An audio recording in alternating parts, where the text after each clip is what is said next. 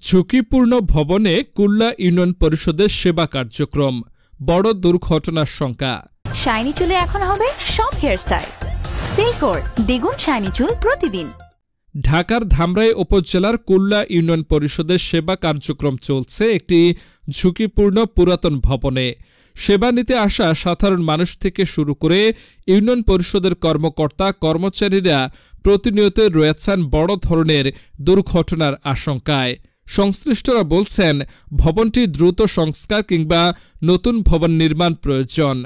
জানা গেছে ১৯৮০ সালে নির্মিত এই ভবনেই বিগত ৪৪ বছর ধরে চলছে ইউনিয়ন পরিষদের কার্যক্রম। ইতিমধ্যে ভবনের অনেক অংশই ভেঙে পড়েছে।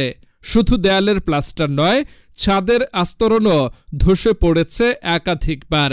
এমনকি সেবা নিতে আসা কয়েকজন ও কর্মকর্তা কর্মচারীরা ইতিমধ্যে ভবনের প্লাস্টার পড়ে আহত হয়েছেন। ছাদের ভাঙ্গা পড়েছে, তখন আমি ভয়ে আতঙ্ক হয়ে উঠে গেছি শিক্ষা করে। এই ভবন ভাঙ্গা দেখে আমরা ভিতরে যাইতে পারি না, এইভাবে দাঁড়ায় থাকতে মাল নেওয়া লাগে, কিন্তু স্বস্তি বসতে পারে না। ভাঙ্গাচোরা যে কোনো মুহূর্তে মানুষের যে কোনো অ্যাক্সিডেন্ট হতে পারে।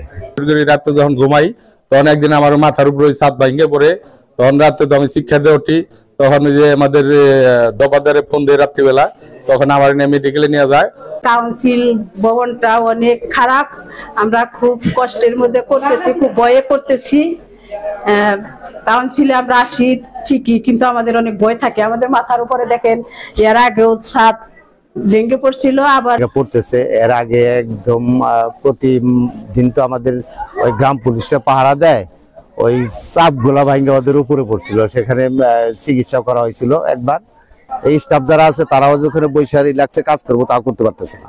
অনেকবার টিউনি সাহেবের কাছে বলা হয়েছে, তারা আশ্বাস দিছে ভবনটি পাশেই মাটি ভরাট আছে, পাশে নতুন করে ভবন করার জন্য বলা হয়েছে, করবে আশ্বাস দিয়েছে, কিন্তু কতদিনে দিবে না দিবে সেটা আমরা বুঝতেছি না। এখন এই অবস্থায় আছে, যে কোনো সময় এটা পয়রা দইসা যাইতে পারে, একটা দুর্ঘটনা হইতে পারে। হাজার লোকের উপরে সেবা নিতে আসে। এখানে বিল্ডিং এর জরাজীর্ণ অবস্থা আপনারা দেখতে পাচ্ছেন, তাতে খুবই আতঙ্কের মধ্যে আমাদের কাজ করতে হয়, কখন ধসে পড়ে। এই জিনিসটা খুবই রিস্কের মধ্যে আমরা আছি। তা বাস্তবায়নে চলছে চরম গাফিলতি। পরিষদের পাশে একটি নিচু জায়গায় মাটি ভরাট করা হলেও এখনও নির্মাণ কাজ শুরু হয়নি। বছরের পর বছর ধরে এই কাজ শুধুই কালক্ষেপণের মধ্যেই সীমাবদ্ধ রয়েছে। প্রতিদিন জন্ম